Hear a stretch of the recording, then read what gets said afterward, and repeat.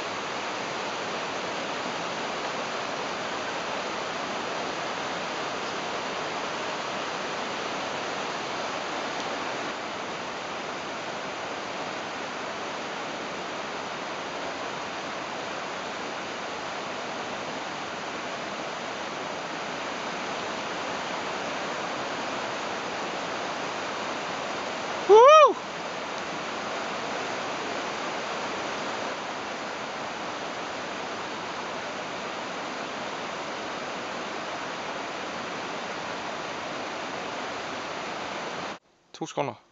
Så optager vi. Anne-Katrine demonstrerer her med cayenne-pebersprayen, også kaldt bærspray. Værsgo, spray.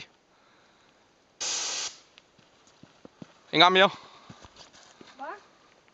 En gang mere. Nej, I'm good. Okay, super. Hvordan var det? Den var nem at trykke ned, Ja. og jeg var overrasket over, hvor hurtigt det kom ud. Jeps. Nu sætter jeg lige den her. Sikkerhed på igen. Super. Og så i siden. Så hvis der kommer en bjørn, og Så, den ikke vil gå væk.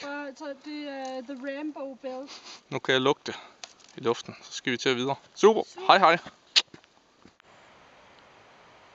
Yes, så er vi på Mount Robson Campground. Og hytten vi ser her lige frem er stedet, hvor Anna og jeg skal overnatte i nat. Vi har smidt en kanadisk pind på ovnen. Har hele hytten for os selv. Vi må godt nok ikke overnatte der i forhold til Parks Canada, men vi er de eneste, der er her, og der er ingen rangers ude i øjeblikket, så vi kan godt lide at sove indenfor. I forhold til, at der kommer nogle meget kraftige byer. Men grunden til, at vi optager, er, fordi I lige skal have sådan et 360 graders view. Fordi det er det mest fantastiske sted, eller et af dem, hvor vi har befundet os. Det vi ser ned her er i den her Robson dal.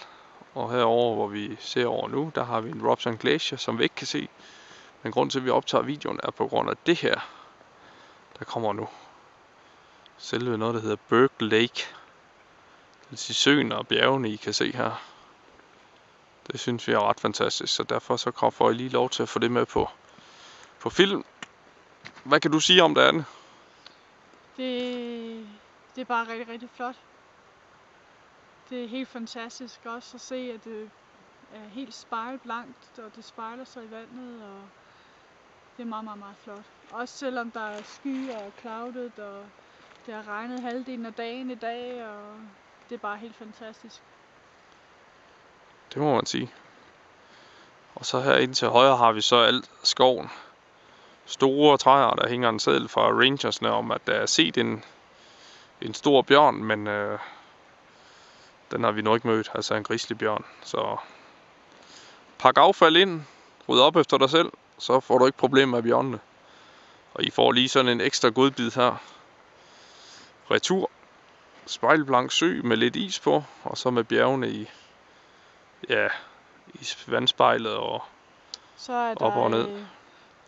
Burke Glacier, der går ned i vandet der, som er stadig aktiv. Man kan høre den kælver en gang imellem.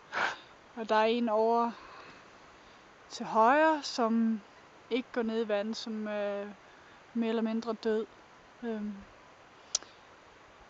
Men det er fantastisk at se, hvor langt ude de der glacier har været i forhold til tidligere.